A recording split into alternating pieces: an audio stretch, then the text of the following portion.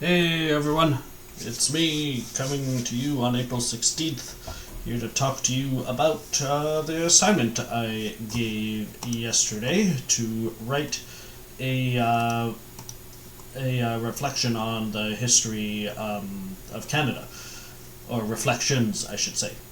Now, I apologize, by the way, for giving you guys the wrong link yesterday. I accidentally gave some people Macbeth, and I'm sorry about that. Hopefully you all got the right one. Just in case, I'll send the link again, right? So, my apologies once more for screwing that up. That was embarrassing for me.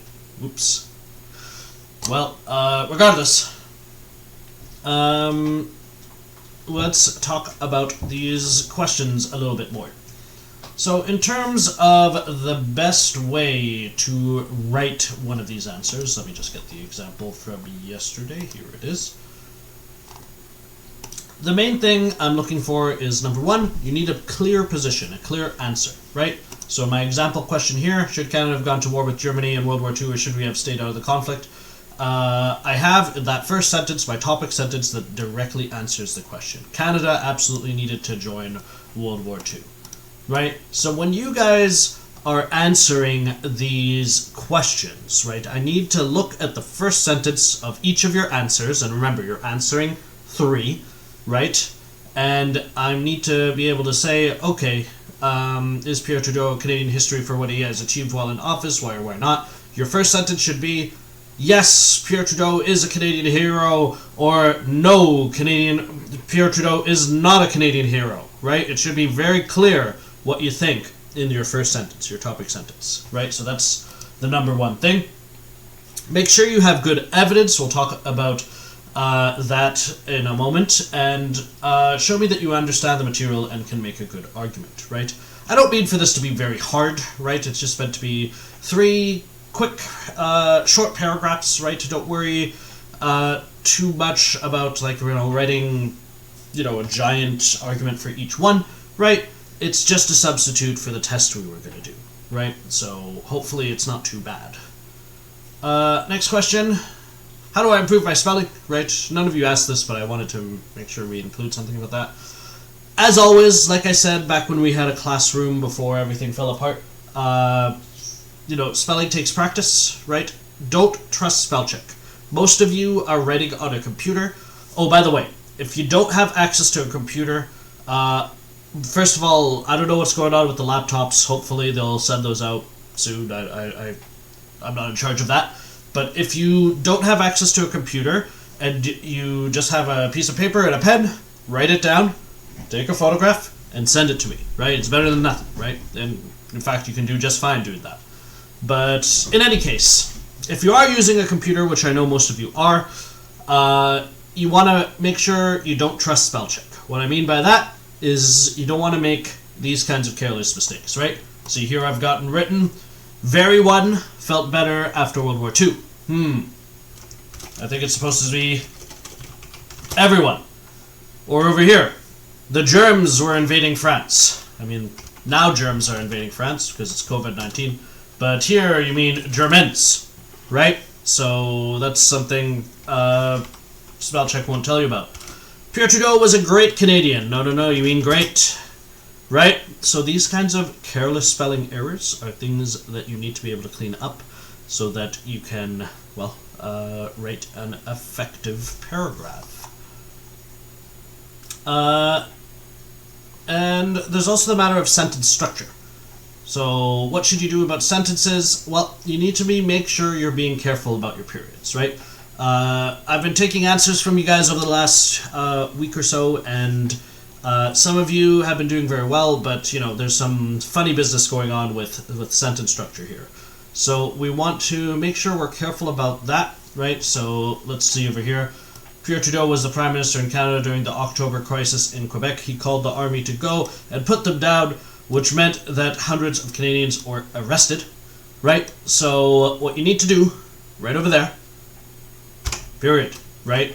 When one idea is finished, right, and you're starting a new sentence with a subject, right? So that's either going to be a name or some sort of noun or pronoun, right? It needs to be a period before that, right? or it needs to have some sort of fanboy coordinator, right, to put it together, right? So don't forget that. If you do forget that, your paragraph's going to be a mess, and I don't want a mess, okay? So let's fix those kinds of things. Here's another quick example. In the Suez Crisis, the British, French, and Israelis invaded Egypt in order to steal the Suez Canal. However, Canada sent peacekeepers to help shut down the conflict, right? Once again, put a period there, right? And it's good. For however, though, it's a transition, so it needs a comma after. If you don't want to put a period, right, you can put a comma and something like but, or and, or for, or nor, or any of those words, the fanboys, right? But don't just leave it like that, or else you're going to have a run-on sentence, right? If you give me a paragraph with no run-on sentences, then I'm going to be happy, right? That's what I want from this right now. You also want to be careful of careless mistakes. Remember, we're talking about Pierre Trudeau, not Justin, right? I think once in one of the videos I said Justin instead of Pierre, so I'm sorry if I confused you. But Justin Trudeau is the guy who's here now. Pierre Trudeau is the one we're talking about when we're talking about the FLQ and Charter of Rights and Freedoms and everything like that. So we're talking Pierre, not Justin. And you want to make sure you don't put commas where they don't belong, right? So, for example, here, there are a lot of Canadians that think we are very similar to America, right? Over here, you got this comma right there. Fortunately, by the way, spell check will, or grammar check will pick up things like that. But if you don't have a reason to put a comma, don't put the comma. Alright?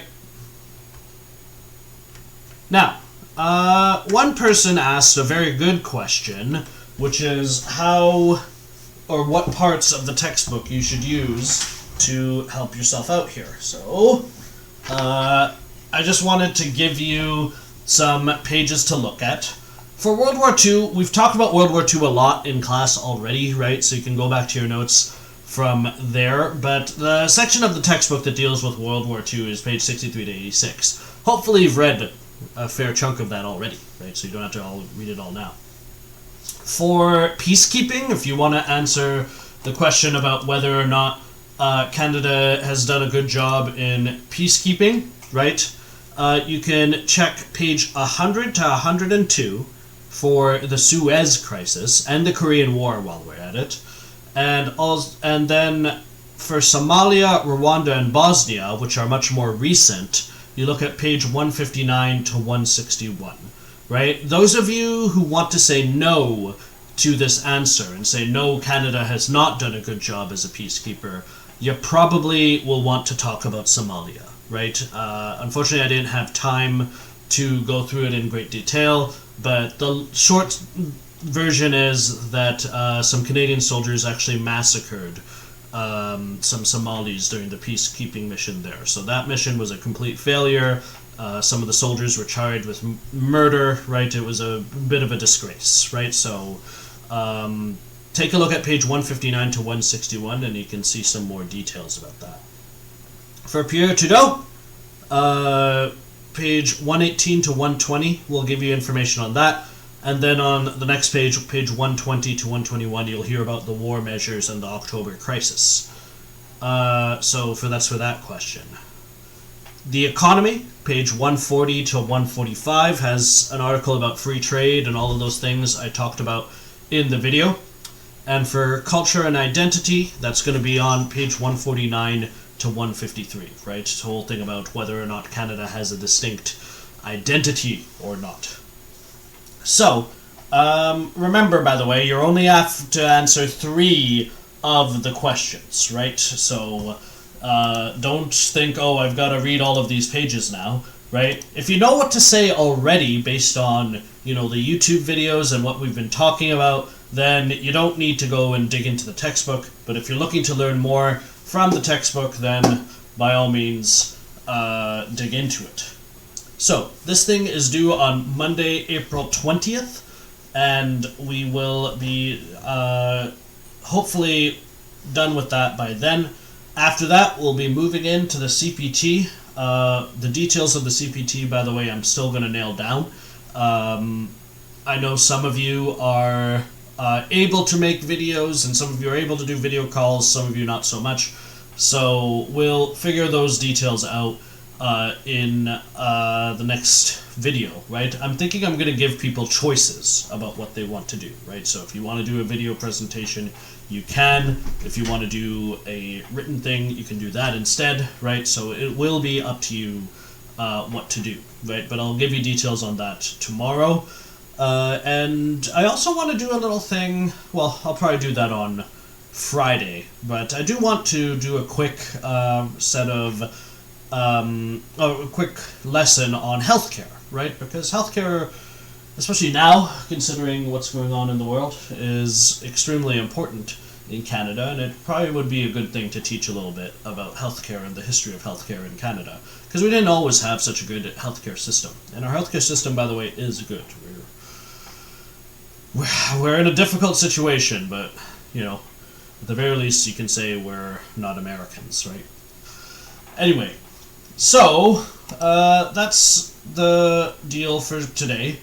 Those paragraphs are due on Monday. I hope you guys can put them together, and I also hope that you guys are all safe and comfortable. If you guys have any questions about anything, then feel free to send me an email, and I will see you guys tomorrow.